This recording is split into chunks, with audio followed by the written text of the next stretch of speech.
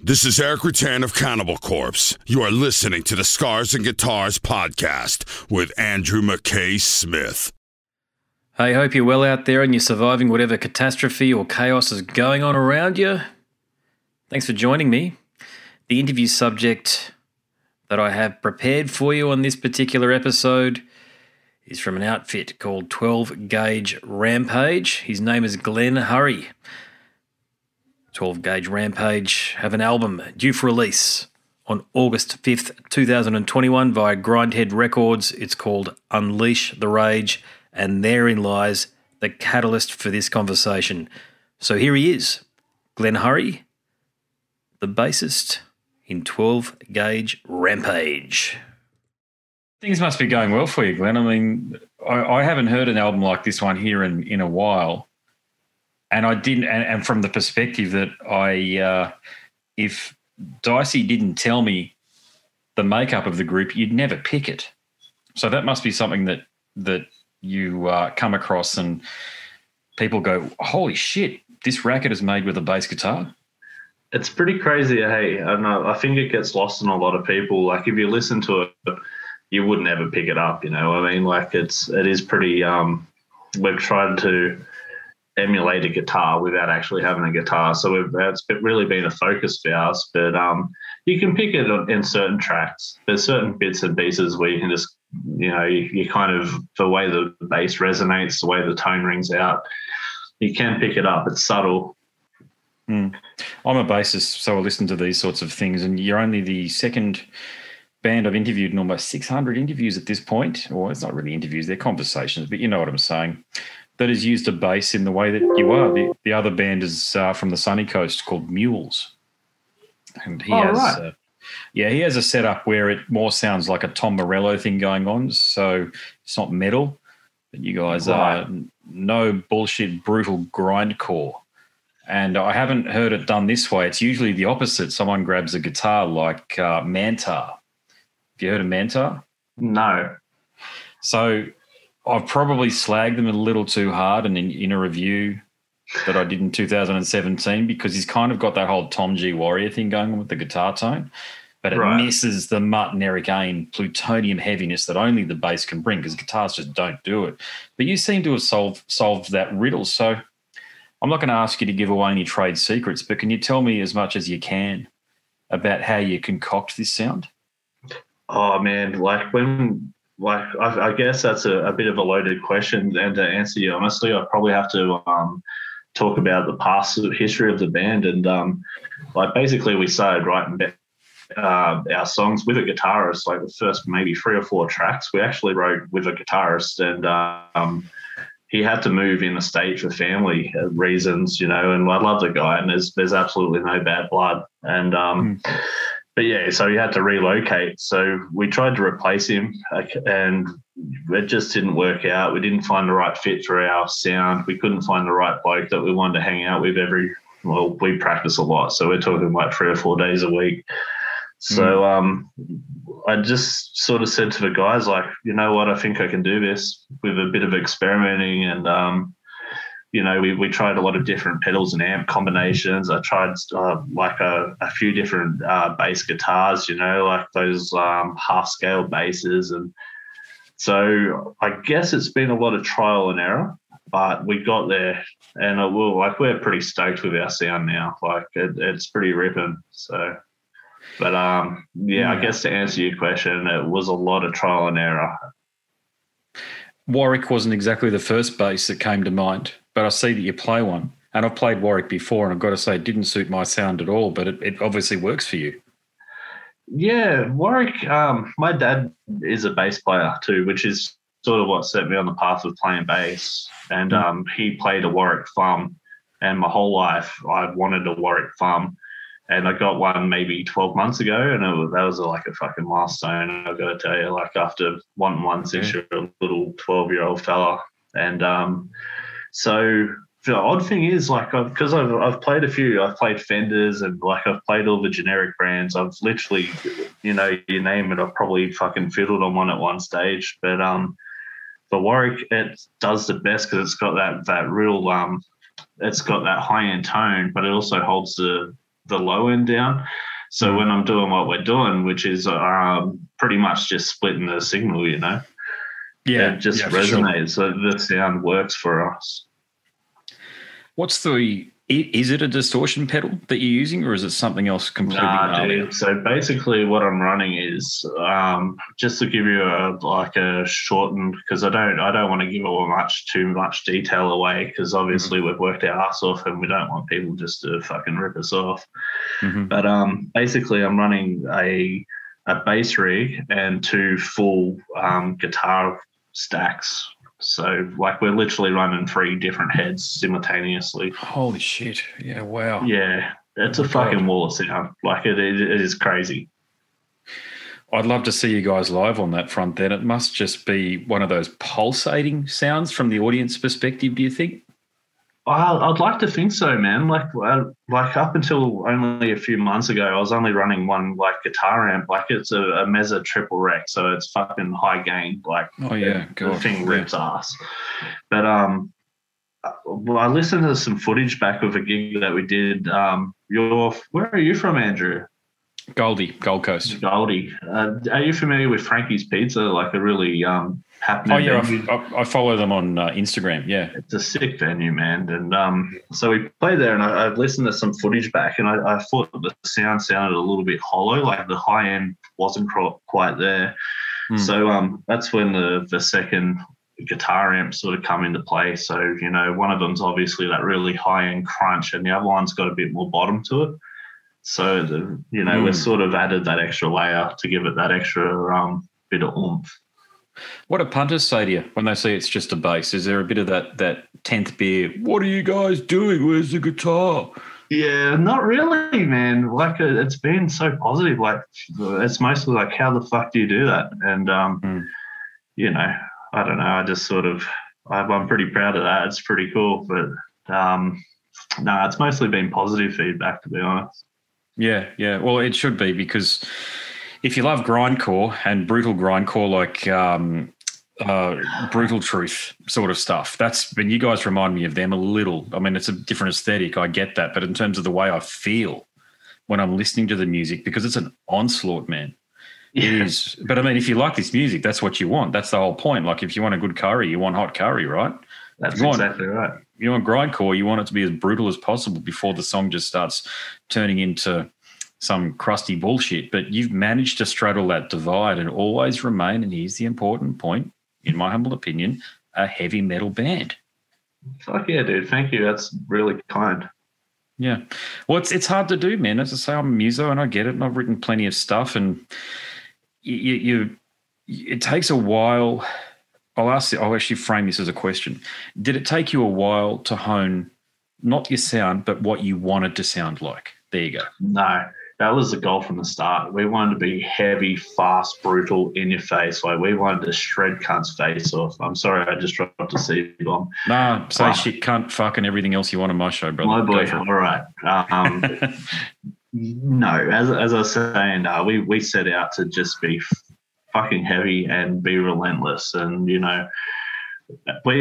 want, when we play live, because we're a live band, we want people to come and drink beers with us and have fun. And we want them to kill each other in the pit and then have a fucking beer with each other 5 minutes later, like that's the feel of our band. That's what we're set out to do.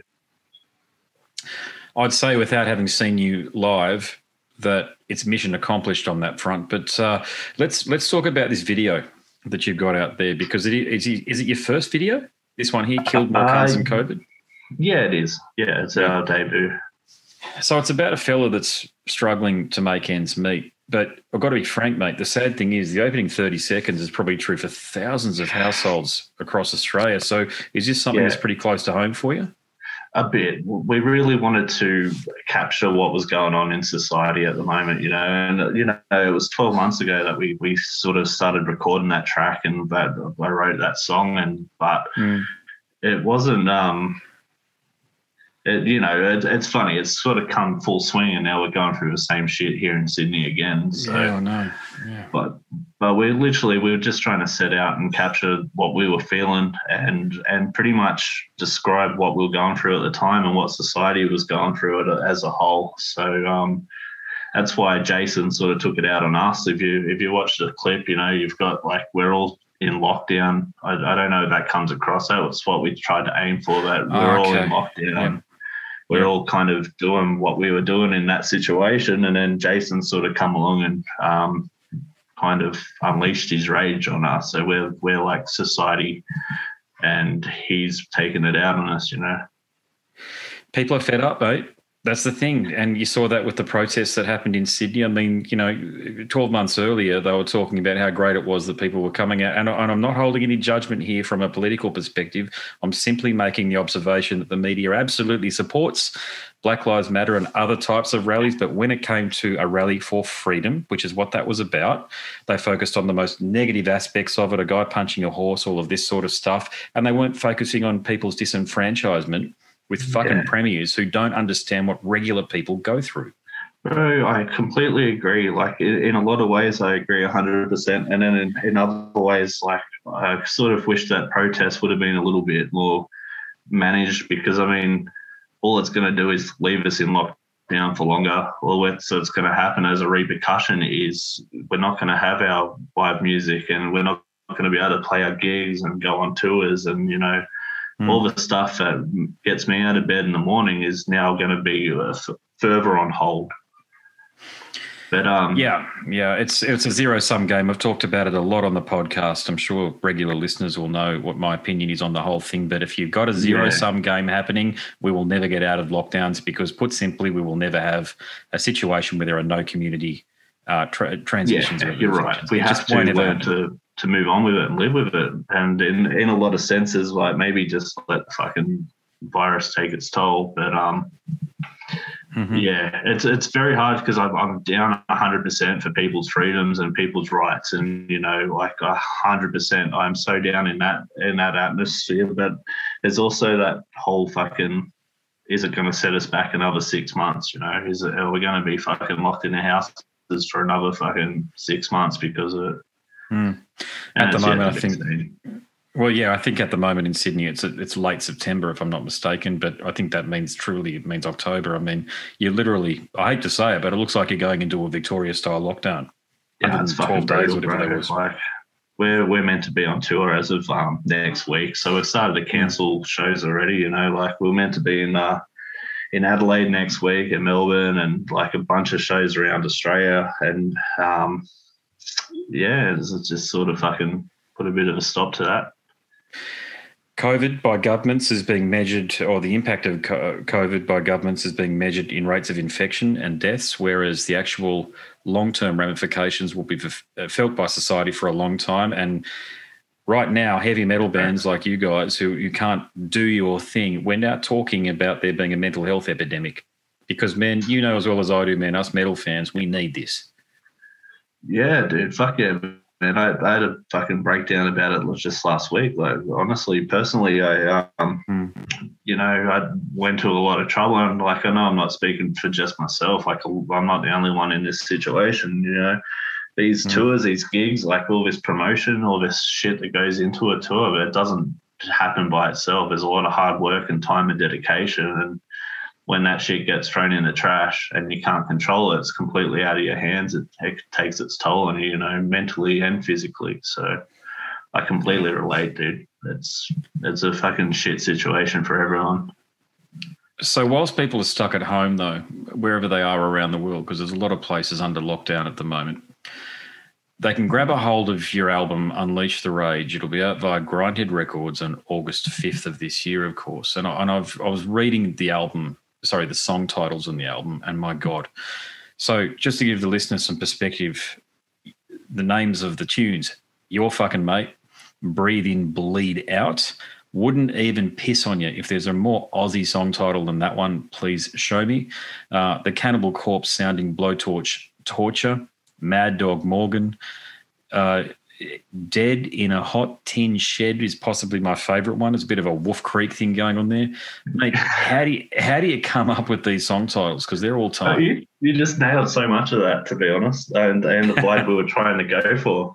So honestly, it's three mates drinking beers and sitting in a fucking shed talking shit and writing songs about what we think is kind of amusing or disturbing or whatever we're talking about at the time, you know.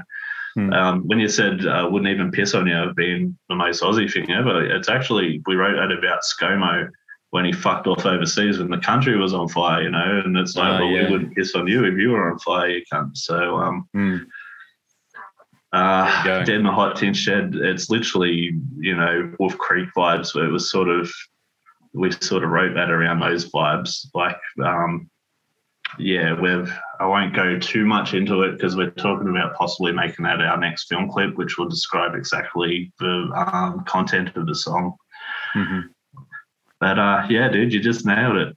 Sweet. Yeah, the other one that I missed was Body by the Billabong. Nice work. It's all there, man. And I love this when Australian bands embrace their Australianness, because there's that weird cultural cringe thing that crept in the 90s where people were like, no, you've got to be more British or American. It's like, no, you don't. Be Oz. Nah, fucking Australia, mate. We put sauce in our pies when we drink BB, you know. Fuck 'em. Yeah, indeed. Yes.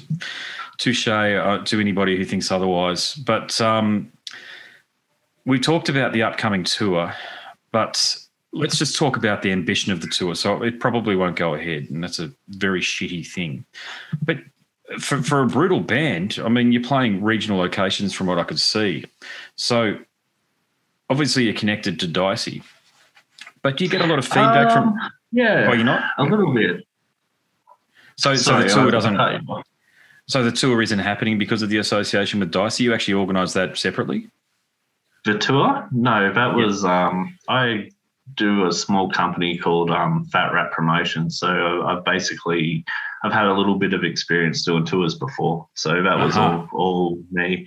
Dicey he's a fucking legend, and he's our PR person at the moment. So he's sort of helping us promote our stuff, and he's showing it to the right people and putting a little bit of a spotlight on us.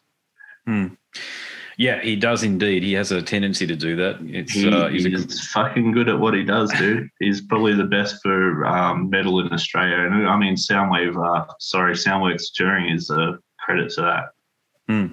Oh, look at the bands he brings out when they could tour. I mean, it was a who's who of the extreme metal.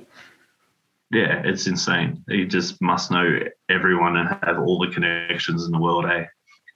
I've done some crewing for him before, and it's interesting seeing him at work, because I know, and you know this is not the bloody truth, mate, but you get these people who don't understand our business and think we're a bunch of goons that are looking at hussies and drinking beer, and it's bullshit. You work your asses off, don't you, to put a tour together and to keep the show on the road.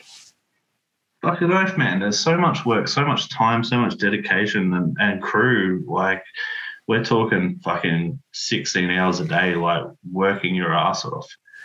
And then, you know, there's also the hussies and the drinking piss and having fun. Needs to be that. Got to be that stuff. Yeah, it has to be some kind of fucking reward, right?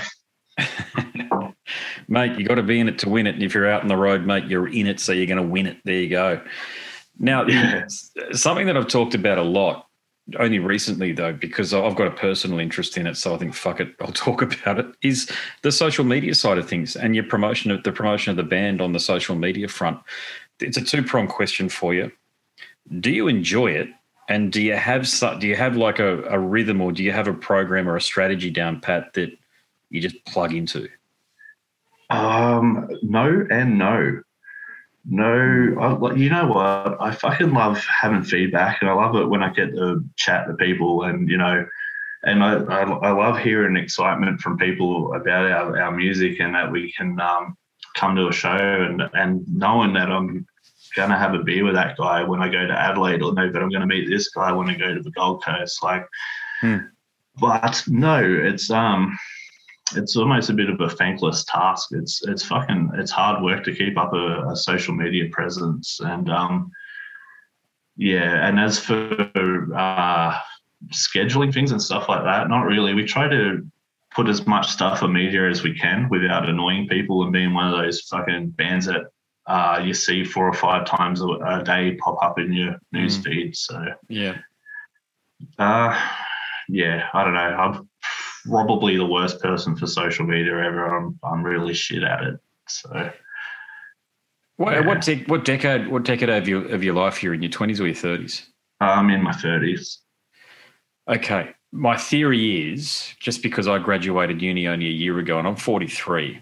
So I was literally double the age of everybody else there. And I majored in social media. So you can see where the interest comes Right, from. wow. Yeah, nice.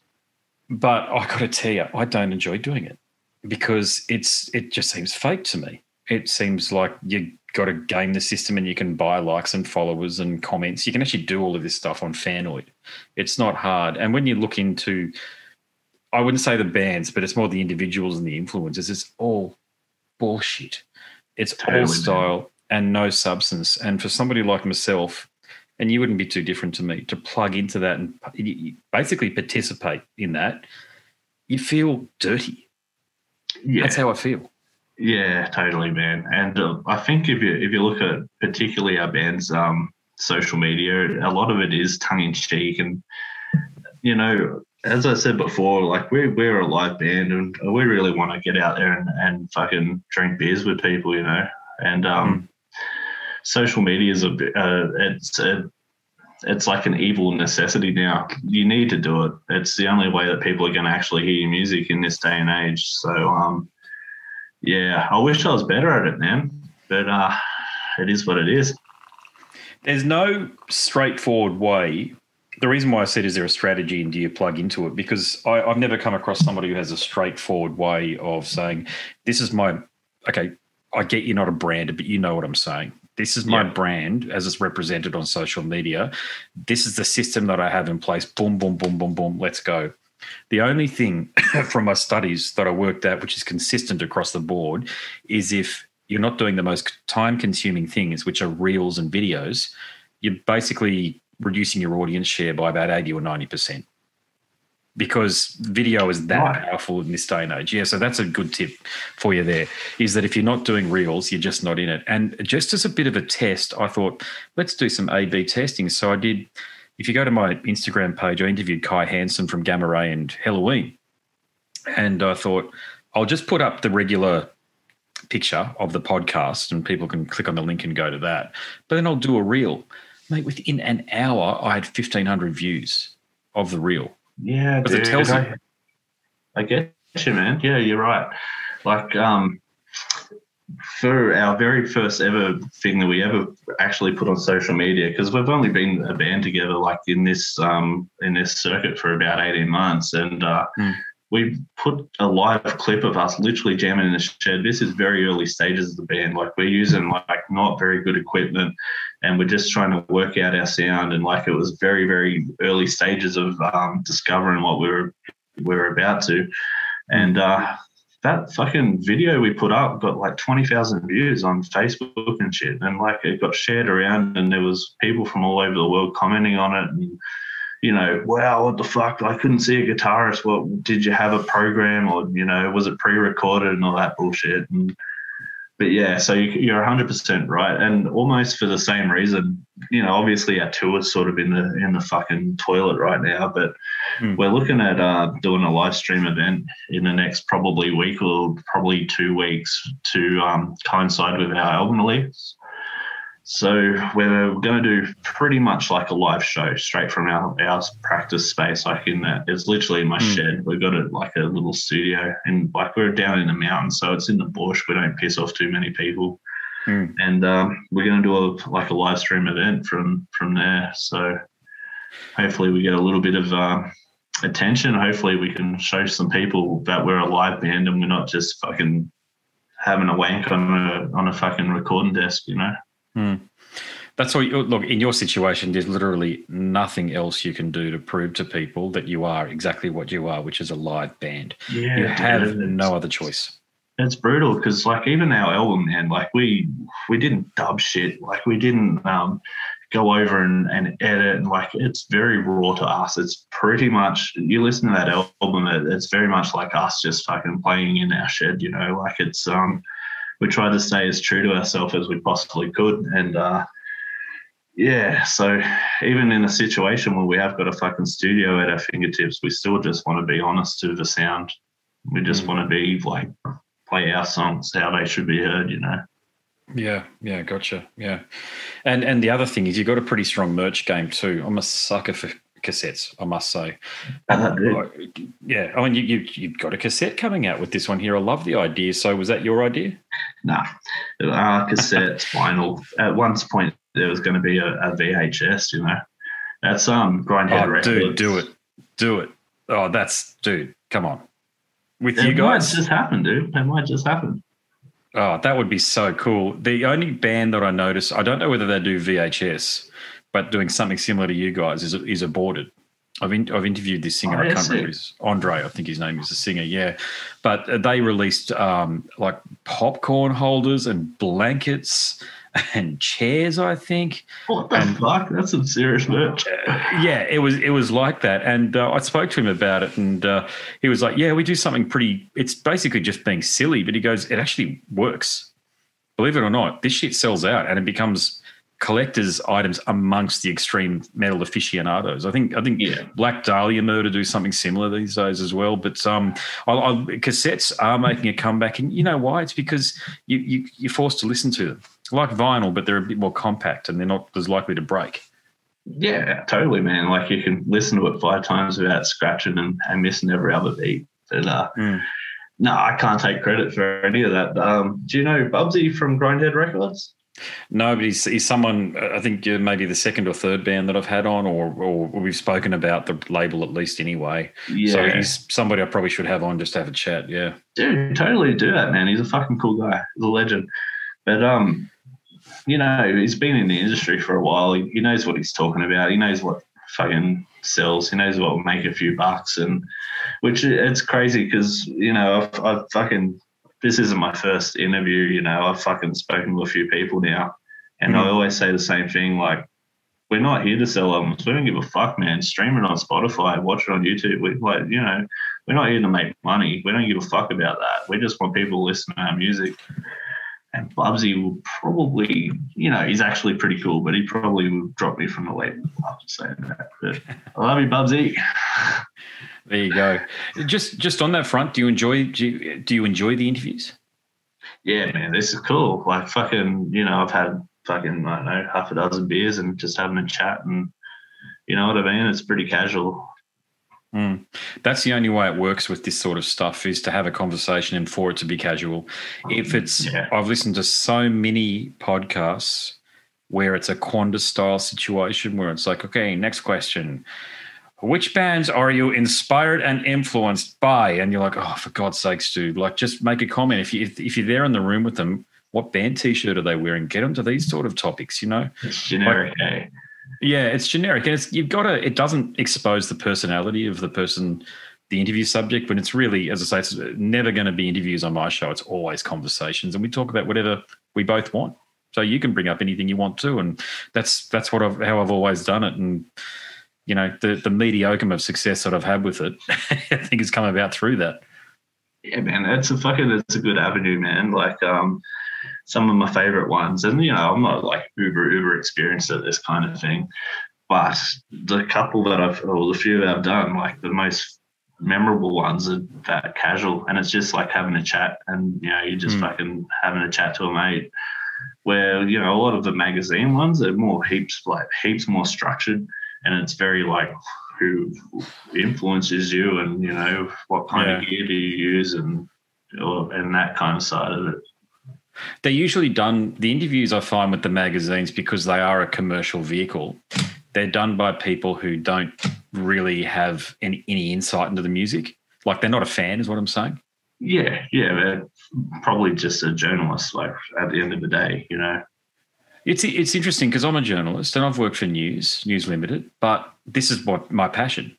And I park my journalist tendencies when I get on here. Now, I did try probably for about 24 interviews back in about 2019 or so.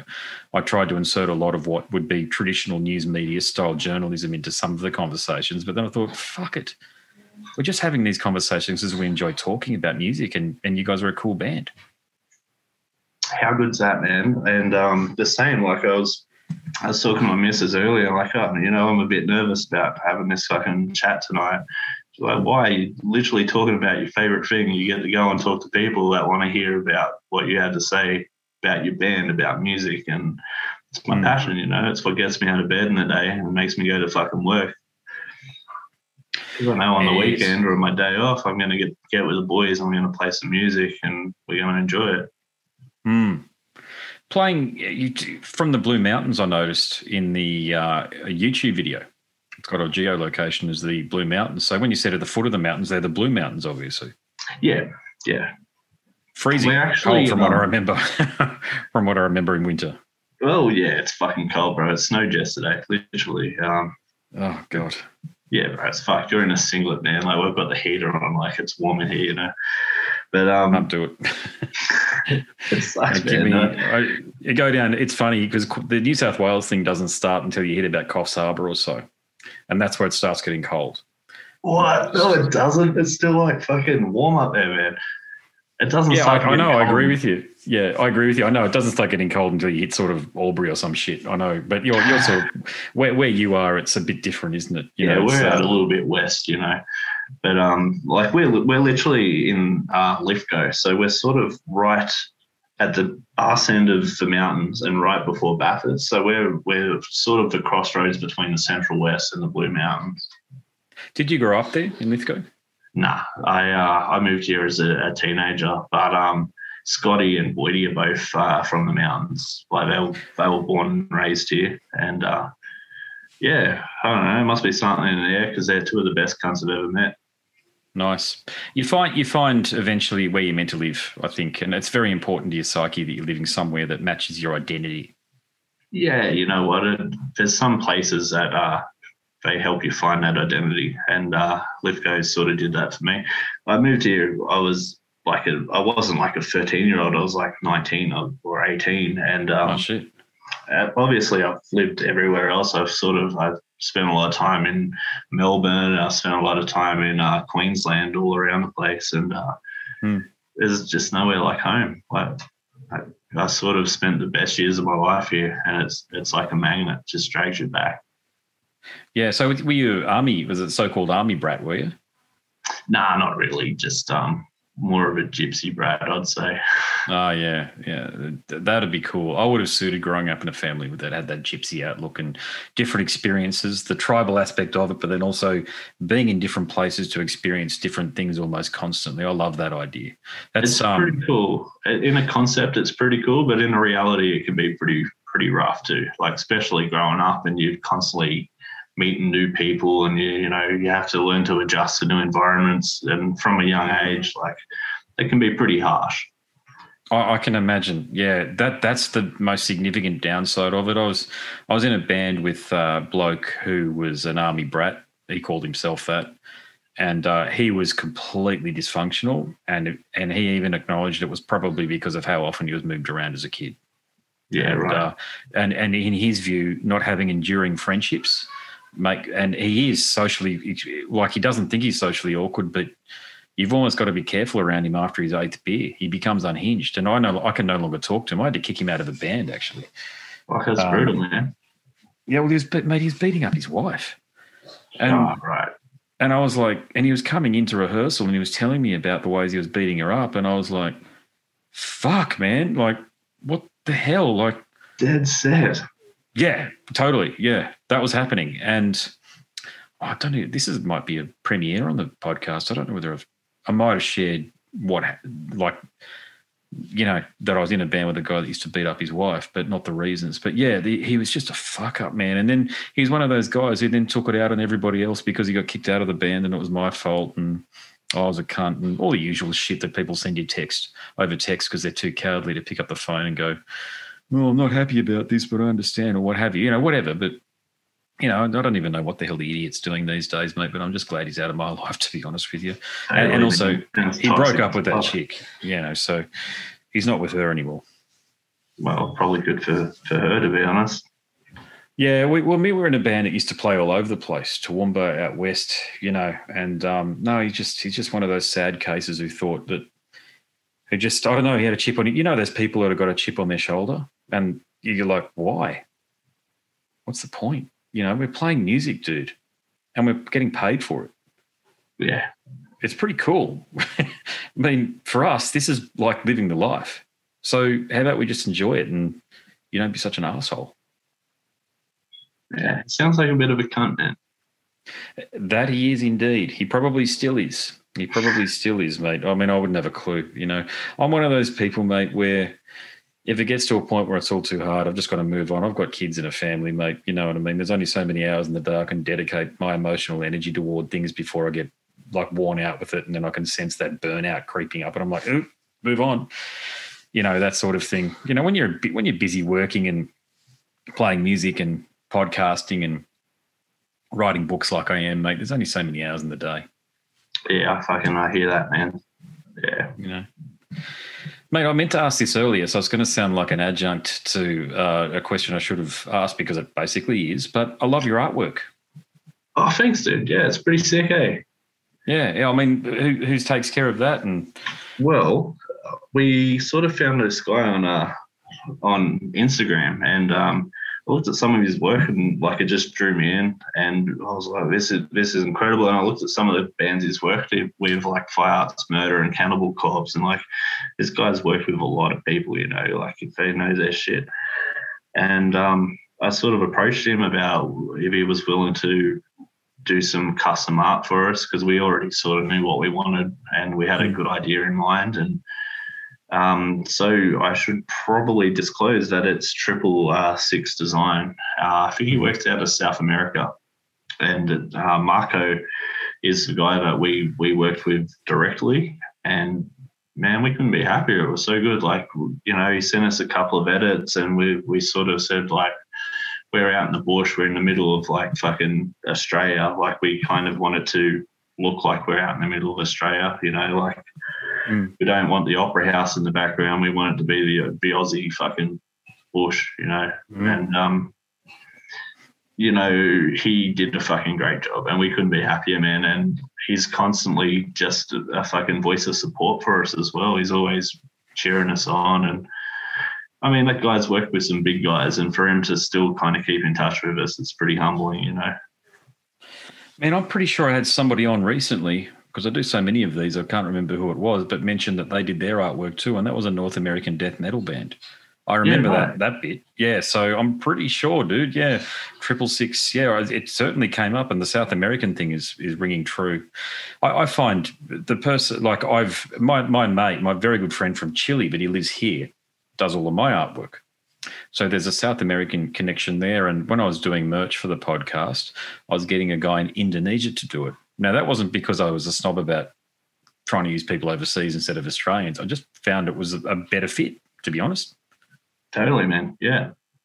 Our original logo, like we changed our logo pretty soon in, but our original one was done by a bloke in Indonesia, and it was fantastic. It was fucking sick, but it was one of those real death metal logos that looked like a bale of sticks, and if you didn't know what it said, you wouldn't. And we kind of wanted it to be a little bit more understandable, you know. We wanted people to recognize it. So we ended up going another direction, but I mean, the art was second to none. It was quality.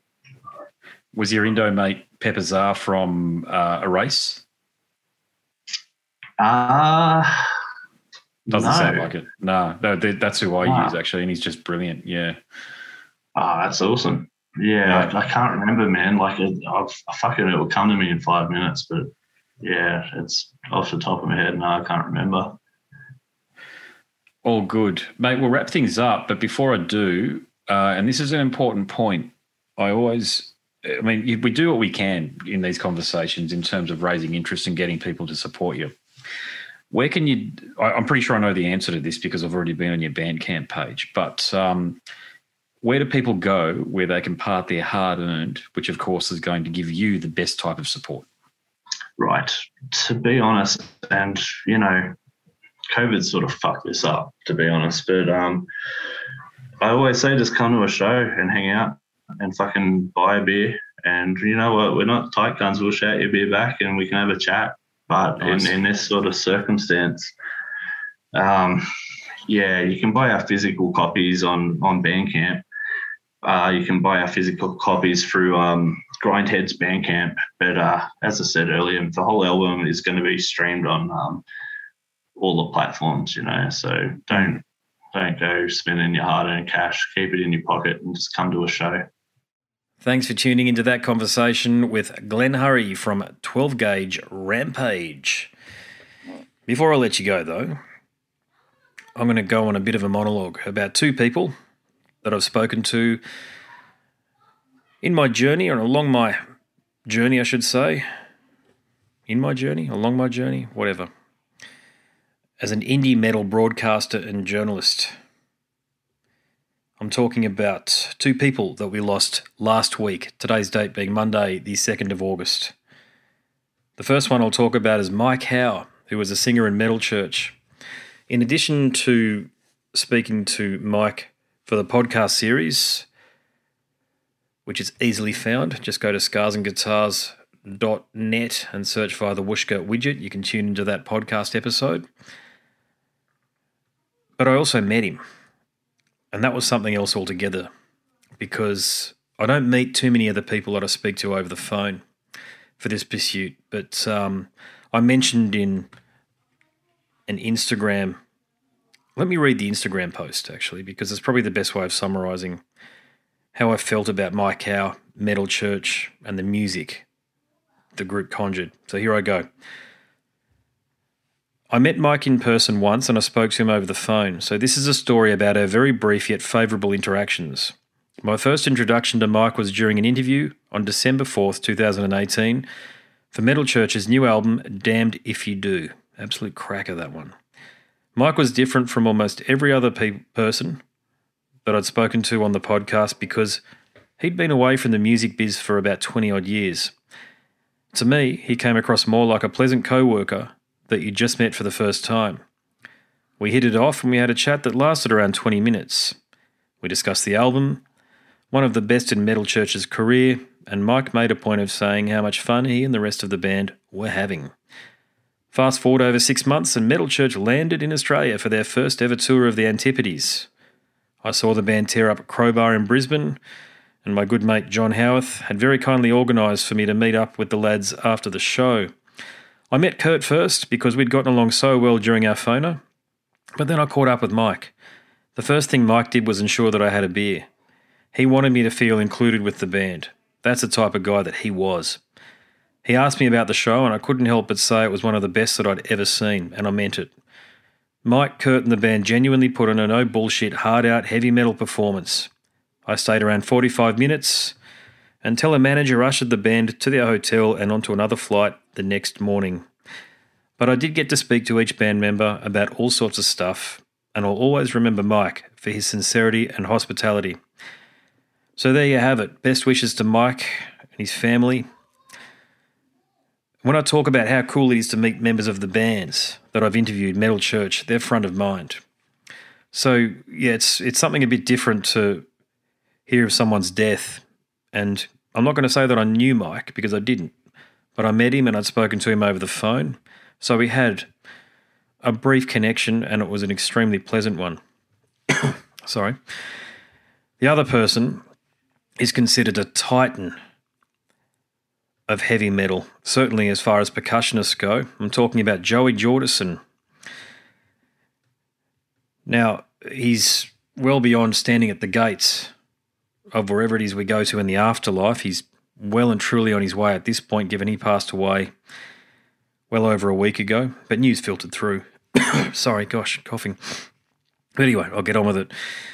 Look, my single opportunity to chat with Joey was due to Sinsanum's Australian shows. It was in the evening on a Monday, October 22nd, 2018, and it was one of those interviews scheduled just after a lecture at university, so I had to bolt from the class to the car and get my rig set up and tuned in, and then be ready to receive the call. The scheduled time to talk to Joey came and went, and in my experience, if a call fails to happen within half an hour of the allocated time, it's not happening. I got ready to pack up, although instinct kicked in.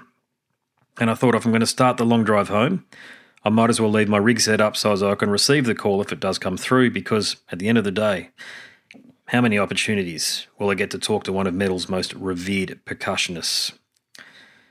Look, I started driving and around 5 minutes in, Skype's telltale bing bong starts and I think, shit, here he is. I answer, it's his publicist, and she asks if I'm good to go. I say, sure, why not? And she introduces Joey to our chat. So look, I'm still driving and I've got to find a place to pull over so I can concentrate. The thing is, I was on one of those damn slip roads here on the Gold Coast next to the highway, and it goes on for miles. Now, with few other choices, I had to keep driving and conduct a conversation, a very stilted conversation, I might say, with Joey, as I'm driving in near pitch black, trying to recall all the questions that I'd prepared. With keys jingling and the bumps in the road very audible when I listened back to the conversation where he covered Sinsanim's Australian shows, Joey's thoughts on touring Australia, and what he recalls of that fateful night when he filled in for Lars Ulrich in Metallica. Look, we got about 8 minutes into the chat and then it just cut out. The publicist tried to reach Joey, but she said it looks like he's offline. Apparently it had been a recurring theme for her with him. Hard to get a hold of, hard to get him to stay on calls. It wasn't down to him not wanting to do it. Apparently where he lives or where he was making the calls from or was connected from was just a shithouse location for internet connectivity. I must say that Joey, look, he struck me as a very quiet and reserved figure that was very uncomfortable with the amount of attention that he received. My short and very sweet interaction with one of the world's greatest metal drummers is kind of weird, but it is still a cherished memory.